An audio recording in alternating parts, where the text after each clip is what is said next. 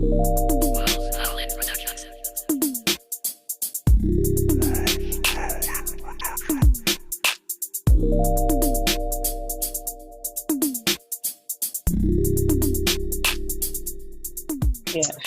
Okay, so welcome, Sharma, to this conversation, to this discussion.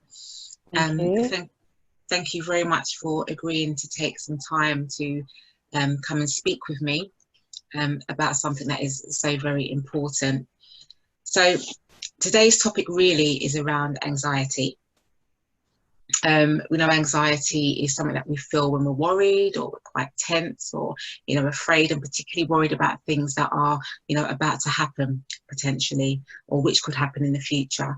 We know it's quite a normal response for many people, but it can become, I suppose, more of a worry when the anxiety is consistent, it's constant, it becomes overwhelming.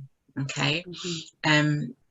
At the moment, we know there's an increase around mental health, and 1 in 4 people, in the UK will experience a mental health problem, and 1 in 6 of those individuals potentially will experience a mental health problem, which is one of the common mental health problems around being anxiety or depression. So I really wanted you to come and speak with me about your experience of anxiety and what it's been like for you living with anxiety. Over to you.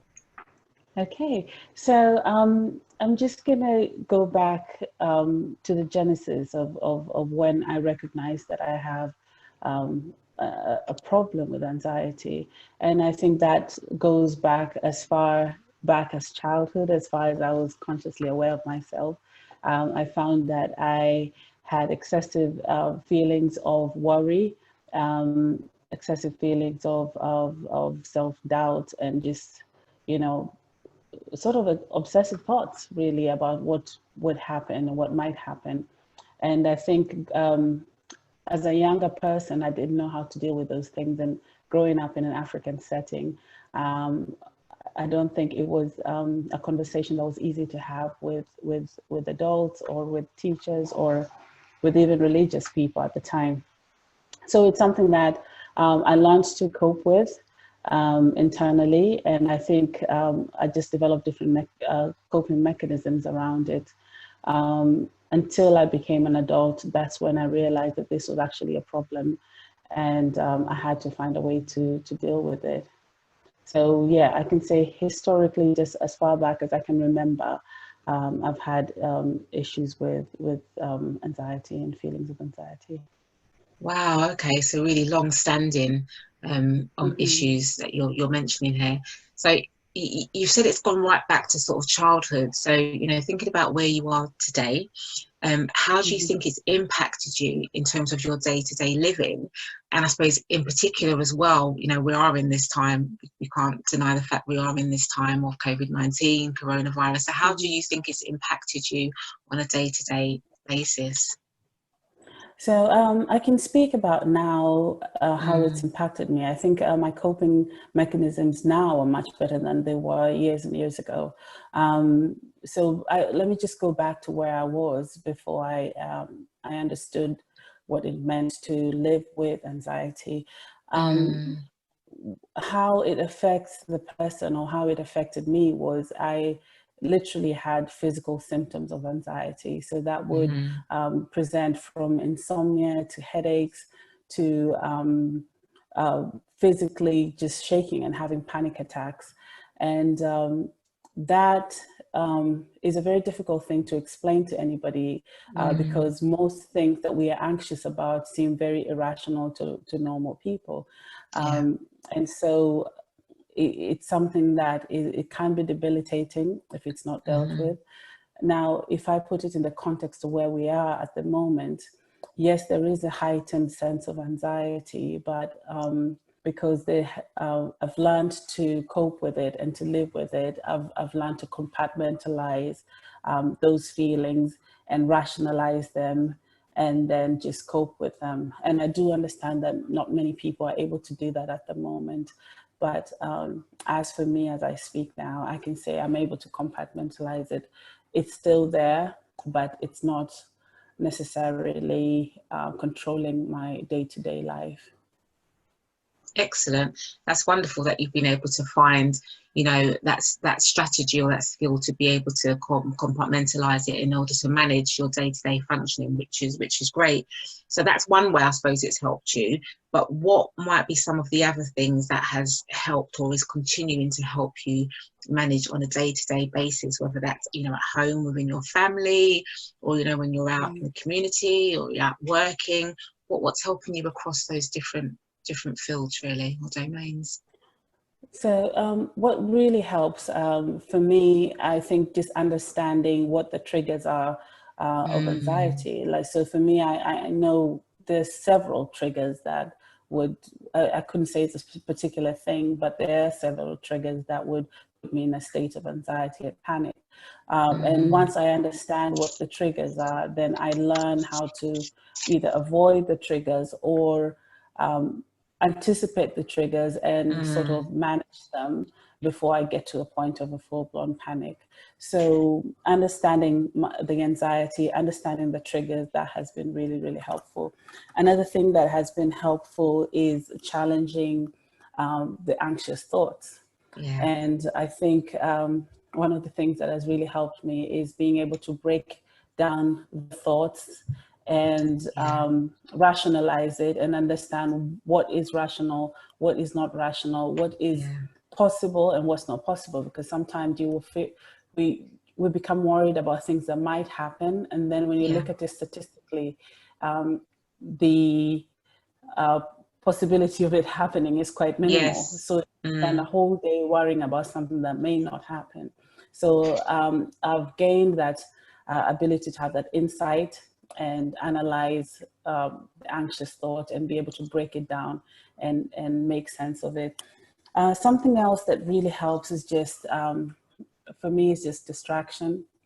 Get away from that environment that causes me anxiety. So if I'm at home alone and I'm starting to have, say, obsessive thoughts and anxious thoughts, I will leave the house and maybe exercise or do something, walk around the block, something that will get my mind off of that.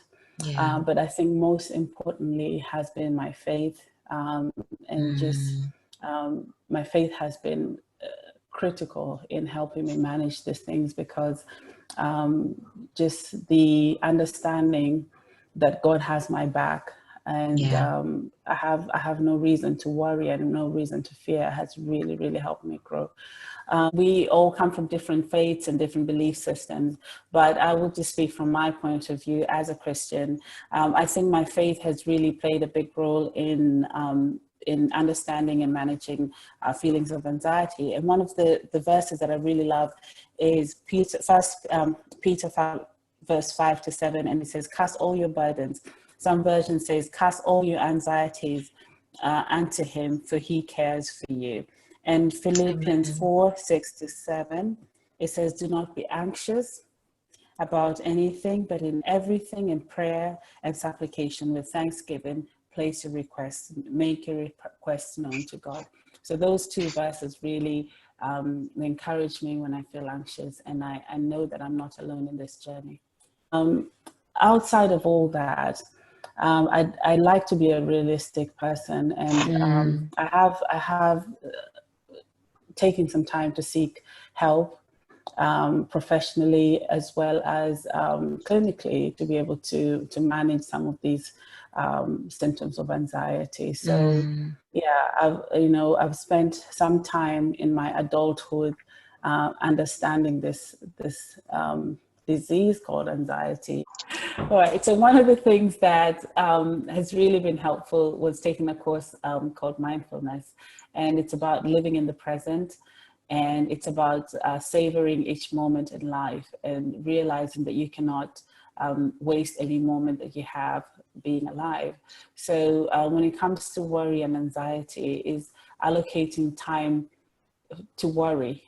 You know, just as you allocate time for your 24 hours a day, when you shower, you eat, you exercise, everything else, you allocate time for you to worry. Finish that, forget about it, put it in a box, pack it away, and then live the rest of your life and enjoy each and every moment that you're alive.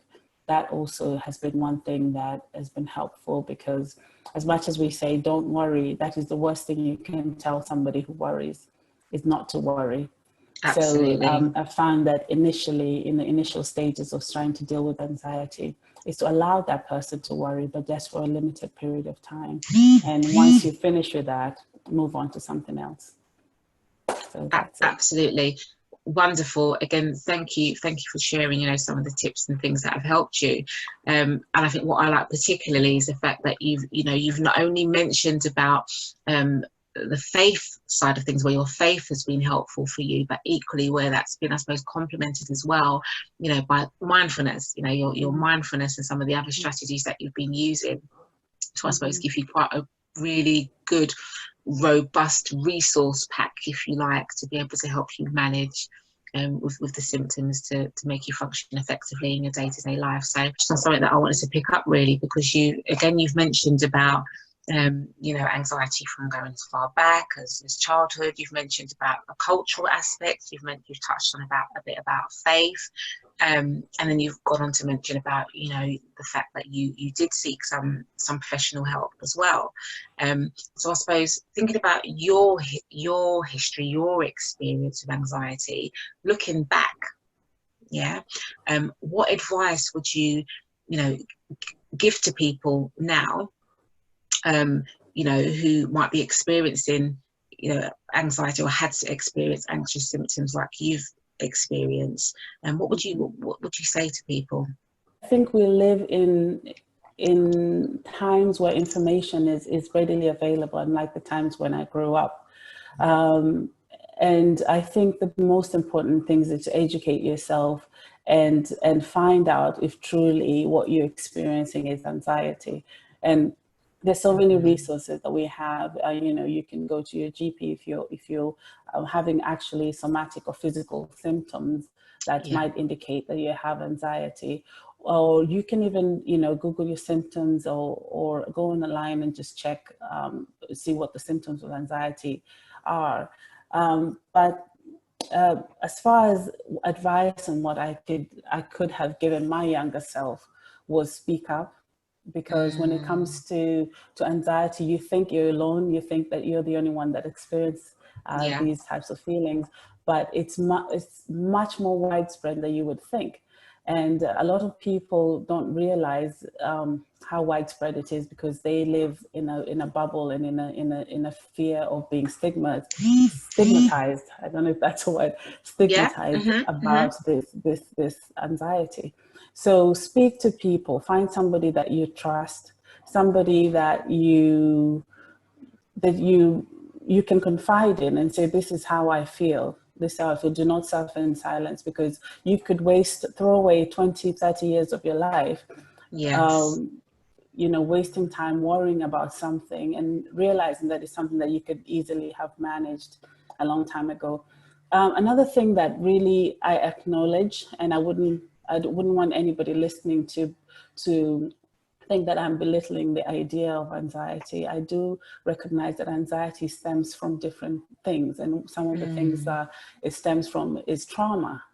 And and when you start to pick apart the diagnosis of anxiety, when you look at the base of it, you will find that there is some degree of trauma that has triggered that. And that is one of the reasons why I recommend that you would seek professional help, so that you're able to unpack the root cause of why you are feeling the way you're feeling. So it's important to deal with the issue. If it is trauma, if it's childhood trauma, whatever it is, deal with it, and then that way you can start to build up and work on the anxiety a bit, because if there's something else that's underneath that anxiety, and you heal the anxiety a bit, and yet the thing is still underneath, it will come up at some point. So start to heal it from the bottom, from the root cause, and you find that your healing will be complete.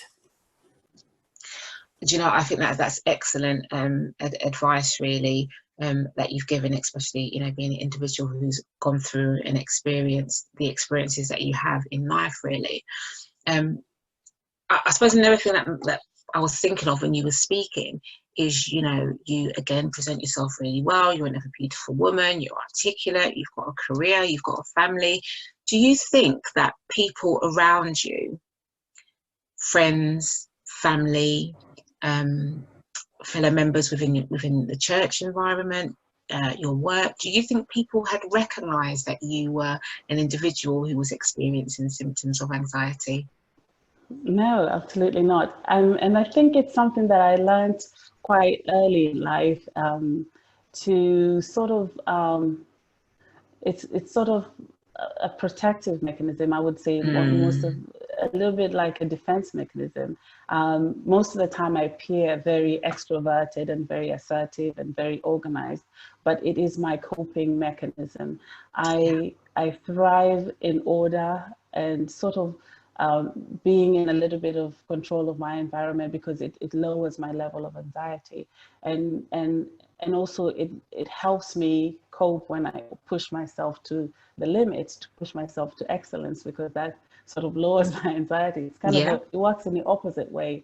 So everybody has a different way of coping. My way of coping is to ensure that my environment is in order. Myself, I try to put myself in order. And yes, I know things may not be perfect, but for me, it helps me cope. So different people have coping mechanisms. Now, this is the me now, learning how to cope. But the younger me didn't know how to cope. And so I lost myself in different things, and I lost myself in self-medication and just different vices, and even things like eating disorders, just to be able to cope. But now the me now knows better, and I try to use a more positive coping mechanisms rather than the old things that were not working, that were detrimental to my health. Thank you, Sharma, for sharing, and you know, praise God for your growth, for your development, and your understanding, you know, with regards to your anxiety and how best to manage it. And we thank God that you've been able to seek help and, you know, find positive strategies to help you cope, rather than using maybe what we could define as maybe some self-destructive behaviours. I think I just want to just touch on a few things really, and it's really important that you know, individuals take time to really focus on self-care when experiencing anxiety. And just, I suppose I just wanted to use the opportunity to maybe reiterate some of the things, or pick out some of the points that you've mentioned about, you know, what you've done.